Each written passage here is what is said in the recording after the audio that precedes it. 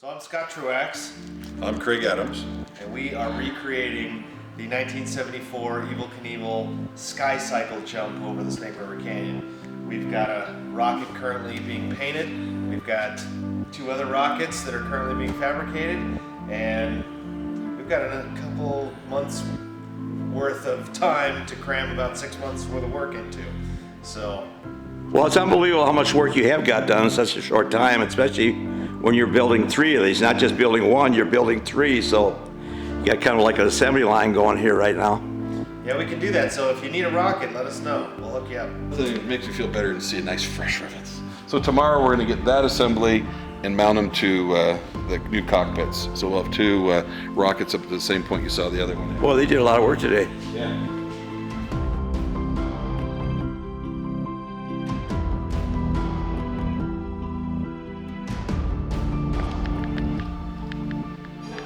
So we've got 5 sections of our rocket. We have the nose cone, the cockpit section, the engine section, the wheel section, and the parachute section.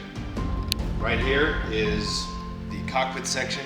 This may be the actual vehicle that Eddie sits in. We have 2 test vehicles that we're building and one actual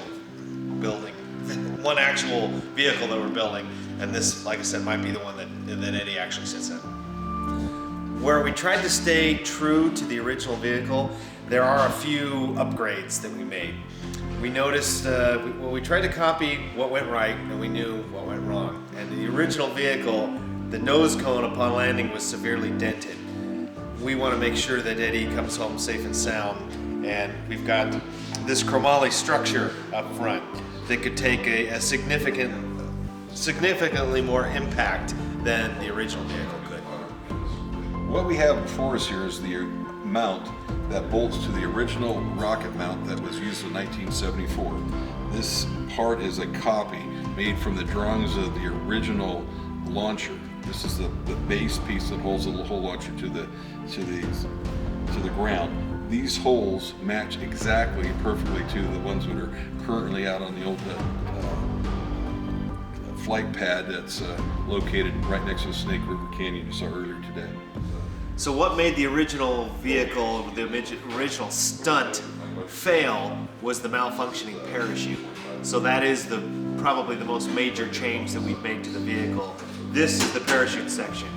Instead of having a parachute on the person and a parachute on the rocket, we decided it's a better idea to have a redundant parachute on the rocket and have the pilot stay with the rocket the whole time.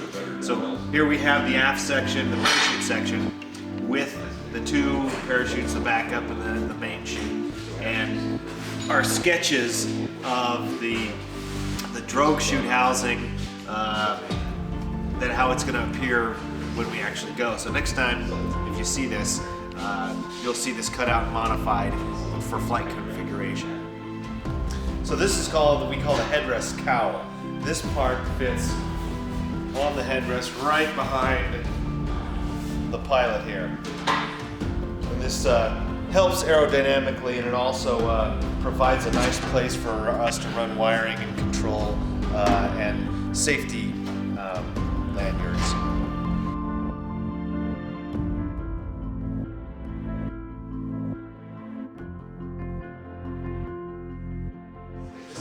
Sure. Well, yeah, so we have to go up. It's in the back of the truck. But there's The exact center of that. But so I'll make sure that what's the weight? It's got a hard weight in it, the whole kit. Less friction. Sure. What are we doing here this morning? So this morning we're working on the parachute can for the vehicle. This is the single most important part of the vehicle. This is where the failure mode was last time. You know, over there we have the structure we added for the safety that failed the front of the vehicle, and this is the part that caused the loss of flight last time, was the parachute coming out prematurely.